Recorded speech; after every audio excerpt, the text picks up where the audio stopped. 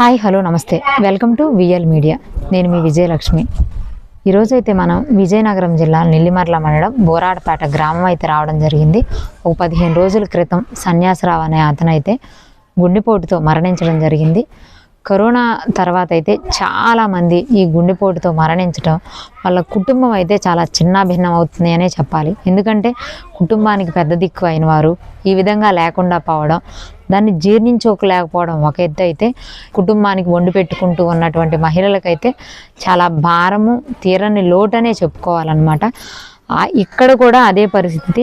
ఈ కుటుంబంలో సన్యాసరావు గారు లేకపోయేసరికి ఇద్దరు ఆడపిల్లలతో, అంటే చాలా వీళ్ళకి లోక జ్ఞానం కూడా తెలియదనే చెప్పాలి. ఈవిడకైతే కనీసం దాని గురించి మాట్లాడడం, స్పందించడం కూడా రాదనే చెప్తున్నాను అనమాట.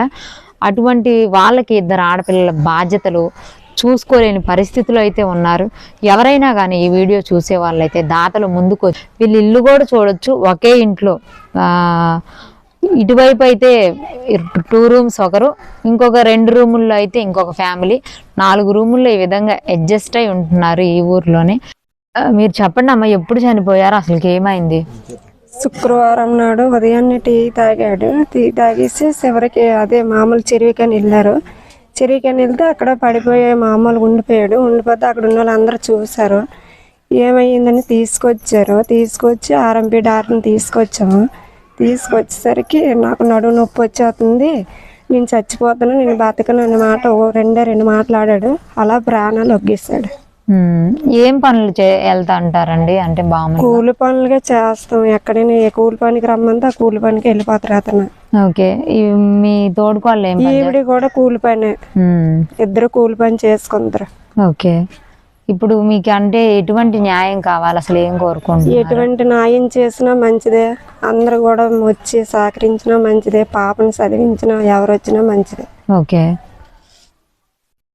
వీళ్ళైతేనండి మామూలుగా పాపను చదివించుకోవాలని ఉంది, ఏదైనా సాయం అయితే అందిస్తే బాగుంటుంది దాతల నుంచి అని అయితే కోరుతూ ఉన్నారు.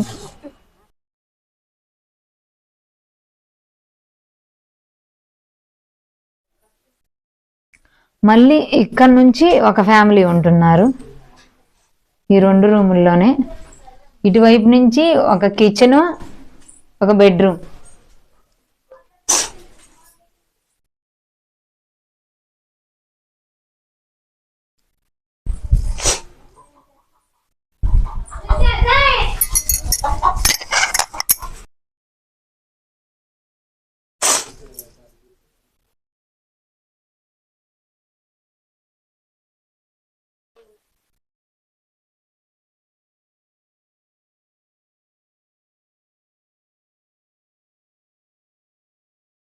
అసలు వాళ్ళ కుటుంబ పరిస్థితి ఏంటి, అసలు ఏమైందండి అసలుకి?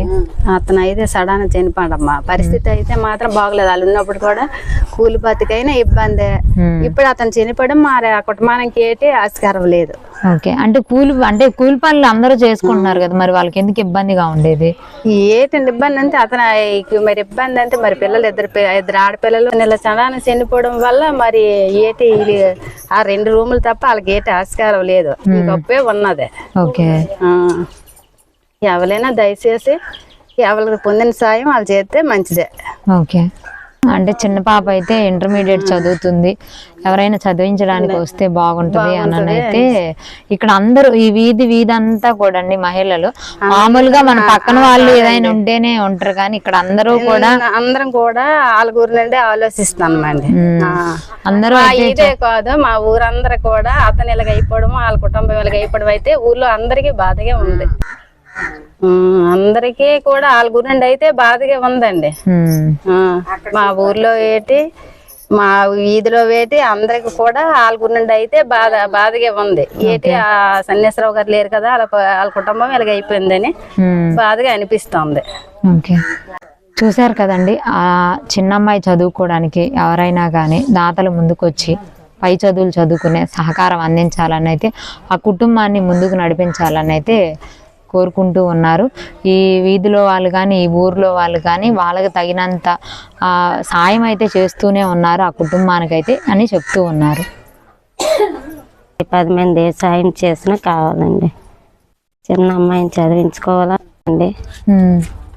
కూలి పని చేసి పాపని చదివించలేనండి. మీరు ఎవరైనా దాతలు ముందుకు వచ్చి మా పాపని చదివించండి. మీ అవకాశం ఉంటే అలా చేయండి. మా పాప అయితే చదువుకోవాలని కోరిక అయితే ఉంది. ఆ పాపని ఎవరైనా చదివించి ముందుకు ఎవరైనా దాతలు వచ్చినా మంచిదేనండి. కొంచెం అప్పులు ఎక్కువగా ఉన్నాయండి. ఎవరైనా దాతలు సాయం చేయాలనుకుంటే చెయ్యండి. తిన్నా కూడా ఇబ్బందిగా ఉందండి. ఎవరో దాతలు సాయం చేయండి. ఏ సాయం చేసినా పర్లేదండి. ఓకే.